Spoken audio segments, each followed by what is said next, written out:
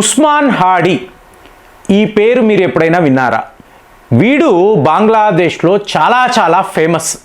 ఇంకా ఇది ఎలా చెప్తున్నారు అంటే, మీకు ఫిబ్రవరిలో మీకు బంగ్లాదేశ్లో ఎలక్షన్స్ కదండి. సో ఇతను ఒక పొలిటికల్ పార్టీ పెట్టాడు.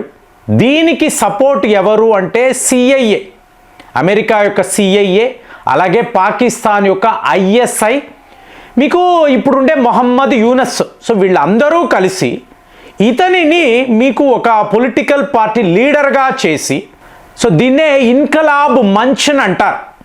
షేక్ హసీనాకు వ్యతిరేకంగా ఇతను పోరాటం చేయబోతున్నాడు, ఎలక్షన్స్లో నిలబడబోతున్నాడు. అలాంటి ఒక సోషల్ యాక్టివిస్ట్, చాలా ఇంపార్టెంట్ పర్సన్. సో ఇప్పుడు ఇతన్ని ఎలా చూడాలి అంటే, బుర్ఖాం వానీ అని అంటారు. కాశ్మీర్లో ఒక కరుడు కట్టిన తీవ్రవాది. సో ఇతన్ని మన స్పెషల్ ఫోర్సెస్ వాళ్ళు లేపేశారు కదా. సో బుర్ఖాం వానీ అన్నప్పుడు పెద్ద లెవెల్లో మీకు అక్కడ నిరసనలు కూడా. అలాంటి ఒక పోస్టర్ బాయ్ మీకు ఉస్మాన్ హాడీ. సో ఏం జరిగింది అని చూసారు అనుకోండి, చెప్పడానికే మీకు చాలా థ్రిల్లింగ్గా ఉంది. ఇతను ఒకరోజు భారత్లో ఉండే 7 సిస్టర్ స్టేట్స్ అని అంటాం కదండి, అస్సాం, మణిపూర్, త్రిపుర, మేఘాలయ్, అలాగే నాగాల్యాండ్, మీకు అరుణాచల్ ప్రదేశ్, వీటిని అంతా కూడా గ్రేటర్ బంగ్లాదేశ్ అని చెప్పి వాళ్ళ దేశంలో కలిపేశాడు. సో ఇలాంటి ఒక మ్యాప్ను తయారు చేశాడు. తయారు చేసి పాకిస్తాన్, చైనా, సో ఈ దేశాలకు పంపించి, ఇదేనండి గ్రేటర్ బంగ్లాదేశ్. ఈ 7 సిస్టర్ స్టేట్స్ అని భారత్ దేన్నైతే క్లెయిమ్ చేస్తున్నారో, ఒరిజినల్గా ఇవంతా కూడా బంగ్లాదేశ్కి సంబంధించిన భూభాగాలు అని చెప్పాడు. ఇప్పుడు మహమ్మద్ యూనస్ ఏమంటాడు?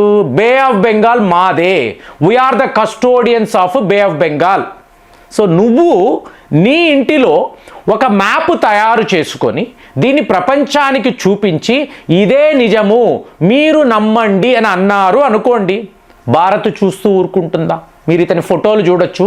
నేను ఈ భారతదేశాన్ని హెచ్చరిస్తున్నాను, ఆ మోదీకి చెప్తున్నాను, ఇలాగే ఉంటుంది. సో ప్రగల్భాలు పెద్ద లెవెల్లో. సో కుర్రాడే కానీ హై లెవెల్లో తనను ఒక గొప్ప నాయకుడుగా అతను నమ్ముకొని షేక్ హసీనాను ఎదురిస్తున్నాను, ఈసారి మాదే పాలన, అధికారము మాదే, ఇన్ని మాట్లాడాడండి.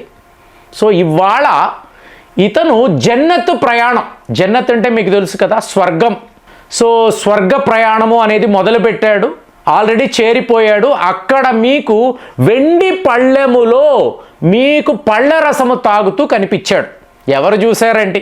పాకిస్తాన్ మీడియా అక్కడ స్వర్గానికి వెళ్ళిందా? చూడండి, చనిపోయే తీవ్రవాదులు అందరూ కూడా స్వర్గానికే వెళతారు, నరకానికి ఎవ్వరు వెళ్ళరండి.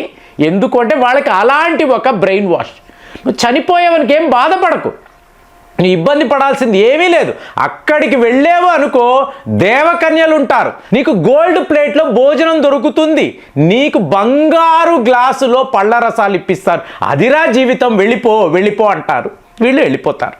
సో ఇప్పుడు మనం చూడాల్సింది, నువ్వు భారత్ని ఎదిరించావు, మోదీని ఛాలెంజ్ చేశావు. మనము ఇప్పుడు బంగ్లాదేశ్ సరిహద్దులు అంటే చికెన్స్ నెక్ అంటాం చూసారా, కోడి మెడ కట్ అయ్యింది. ఇక్కడ ఏకంగా మనము S-400 ఆకాష్ లాంటి ఎయిర్ డిఫెన్స్ సిస్టమ్ని కూడా డిప్లాయ్ చేసాం. అంటే భారత్ యొక్క రెస్పాన్స్ ఎలా ఉంటుంది అని అనడానికి ఎన్నో ఎక్సర్సైజులు. సో ఇవన్నీ చూస్తూ ఉంటాం. ఇంకొక వైపు చూశారు అనుకోండి, ఢాకాలో మీకు హైయెస్ట్ పాపులేటెడ్ నగరం అండి ఢాకా. ఇక్కడ మీకు ఇతని ఇంటి వద్ద మనము మాట్లాడే ఫేమస్ మర్మ మనుషులు, ద అన్నోన్ గన్మెన్ రావడము, ఇతన్ని లేపేయడము, స్వర్గానికి పంపించేయడం, వెళ్ళిపోవడం. సో రా డీల్. చూడండి ఫ్రెండ్స్, ఢాకా అన్నప్పుడు మీకు సిఐఏ ఏజెంట్లు ఉంటారు, ఐఎస్ఐ ఏజెంట్లు తిరుగుతూ ఉంటారు, తీవ్రవాదులు. అజిత్ దోవల్ గారు ఇదే చెప్పారు. బంగ్లాదేశ్ యొక్క నేషనల్ సెక్యూరిటీ అడ్వైజర్కి 12 తీవ్రవాద క్యాంపులను మీరు అక్కడ రన్ చేస్తున్నారు, నాకు తెలియదని అనుకోవద్దు, ఎనీ మూమెంట్ ఏమైనా జరగవచ్చు, నీకేమైనా తెలివితేటలు ఉంటే, నువ్వు అలర్ట్గా ఉంటే ముందు వాళ్ళని ఖాళీ చేసే, లేదు అంటే ఎవడు ఎక్కడికి వెళ్ళాలో వాడు వెళ్ళిపోతాడు. ఇది అజిత్ దోవల్ గారు క్లియర్గా చెప్పారు. మీకు ఇవాళ ఇంత పెద్ద పొలిటికల్ సోషల్ యాక్టివిస్ట్, ఒక పార్టీ నాయకుడు గ్రేటర్ బంగ్లాదేశ్ అని చెప్పి ఒక మ్యాప్ వేసిన వాడు వెయ్యడం కాదండి, మీకు ఎలా ఉంటుందండి? మీకు బీహార్ మాదే, వెస్ట్ బెంగాల్ మాదే, ఒకరోజు ఇవన్నీ కూడా మాతో కలిసిపోతాయి. మీరు చూస్తూ ఊరుకుంటారా? పాకిస్తాన్ వాడు ఇదే పని చేశాడు. పీఓకే అంటే మాది మదర్ ల్యాండ్ అండి. భారత్ అంటే తల్లి లాంటి ఒక దేశము. అందులో నుంచి పాకిస్తాన్ విడిపోయింది, పాకిస్తాన్ నుంచి బంగ్లాదేశ్ విడిపోయింది. ఇవాళ నువ్వేం మాట్లాడుతున్నావు? ఆ భారత్లో భూభాగాలన్నీ కూడా మావే అంటే నీ స్వార్థం ఏంటి? నీ కుట్రపూరిత ఆలోచన విధానము చూడు. ఎక్కడా ఎటువంటి న్యాయము ధర్మము లేదు. అలాంటిది ఇంకా కూడా భారత్ ఎందుకండి? మిత్రులు అడుగుతూనే ఉంటారు. మనం ఒకేసారి వీళ్ళని వేసేయవచ్చు కదండి, అలా కుదరదు కదా. జియో పాలిటిక్స్లో అలాంటి వ్యవహారాలు కుదరవు. కాబట్టి ఇప్పుడు సిఏఏ వాడు మన మీద కుట్ర పన్నడానికే మీకు ఢాకాలో కూర్చొని ఉన్నాడు.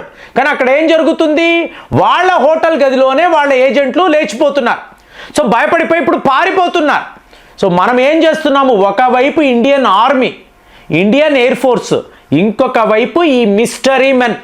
ఎప్పుడు పాకిస్తాన్ అంటాము, లష్కరీ తైబా అంటాము, అలాగే మీకు జైష్ ఈ మహమ్మద్ ఇవే మాట్లాడుతూ ఉంటాం. రిటైర్ అయిన తీవ్రవాదులు, మీకు పాకిస్తాన్ ఆర్మీకి చెందిన అధికారులు, వీళ్ళు ఒక్కొక్కరు 107 మంది మాట్లాడాము. అదే ఇవాళ మీరు ఈస్ట్ పాకిస్తాన్ అంటే బంగ్లాదేశ్ 81 మంది. ఈ డేటా చాలామందికి తెలియదు. 81 మంది హైలీ ప్రొఫెషనల్ గన్మ్యాన్ చేతిలో స్వర్గప్రాప్తిని పొందారు. అందులో లాస్ట్ టేక్అవే ఎవరు అంటే ఈ ఉస్మాన్ హాడీ అనబడే ఈ తీవ్రవాది. వీళ్లను నేను తీవ్రవాదులనే అంటాను. నీ కోసరం, నీ దేశము కోసరము యుద్ధము చేసిన వాళ్ళము మేము. అలాంటిది మా భూభాగాన్ని నీది అని చెప్పి నువ్వు మ్యాప్ వేసి ప్రపంచానికి చూపించి ఆహా ఓహో నవ్వుకుంటూ ఉంటే అమెరికా వాడు నవ్వుతాడు. మీకు పాకిస్తాన్ వాడు కూడా చాలా గొప్పగా చేసావురా, నువ్వే అసలైన హీరో అని మాట్లాడుతూ ఉంటే మేము చూస్తూ ఊరుకుంటామా? మోదీ చూస్తూ ఊరుకుంటారా? ఏం చెయ్యాలో మాకు తెలుసు. అంటే ఈ మర్మ మనుషులు ఎవరు? ఈ అన్నోన్ గన్మ్యాన్ ఎవరు? వాళ్ళు పాకిస్తాన్లో ఏం చేస్తూ ఉంటారు, బంగ్లాదేశ్లో ఏంటో నోబడీ నోస్ అండి. ఇది తెలిసిన ఇద్దరు వ్యక్తులు నాకు అనిపించేది అజిత్ దోవెల్ గారు, ఇంకొక వ్యక్తి నరేంద్ర మోదీ. అందుకే గుస్కే మారేంగే అని క్లియర్గా వార్నింగ్ ఇచ్చాం, చెప్పాము. జాగ్రత్తరా, తోక ఆడించకండి, ఏ టైంలో ఏం చెయ్యాలో మాకు బాగా తెలుసు, క్లియర్గా చెప్పాము. కానీ కుక్క తోక వంకర మళ్ళీ మనల్ని రెచ్చగొట్టే పనుల్లో వాళ్ళు ఉన్నారు. రెచ్చిపోయారా, ఇలాగే మిమ్మల్ని ఆఫ్ చేసేస్తాం. సో అలాగా ఇవాళ ఉస్మాన్ హాడీ స్వర్గానికి వెళ్ళిపోయాడు. మహమ్మద్ యూనస్ షేక్ అయిపోయి అతని ఇంటికి వెళ్ళి అయ్యో బాబు ఇంత దారుణమా, కష్టపడి ఒక తీవ్రవాదిని మేము ఇలా పెంచి పోషించి ట్రైనింగ్ ఇచ్చి నువ్వేరా మా యొక్క పోస్టర్ బాయ్ అని చెప్పితే ఇట్లా లేపేశారేంటి? ఇలా మా తీవ్రవాదులందరూ ఒకరి తర్వాత ఒకరు పోతూ ఉంటే నాకు సపోర్ట్గా ఎవరు నిలబడతారు?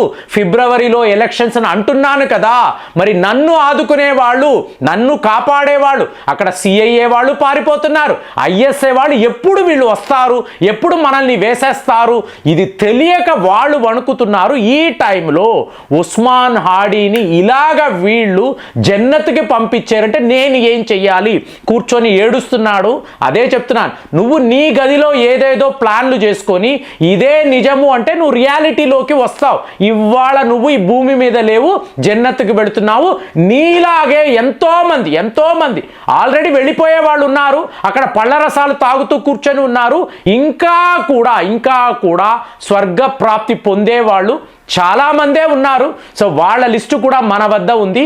మరి ఒకరి తరువాత ఒకరు ఇలాగ వెళ్ళిపోతూ ఉంటే దీనిని ప్రపంచం ఎలా చూస్తుంది, బంగ్లాదేశ్ ఎలా చూస్తుంది అనేది ఒక $1 మిలియన్ క్వశ్చన్ అండి. మరి ఇలాగా ఈ రా డీల్ని మీరు ఎలా చూస్తున్నారు? కామెంట్స్లో రాయండి. మళ్ళీ వచ్చే వీడియోలో కలుద్దాం.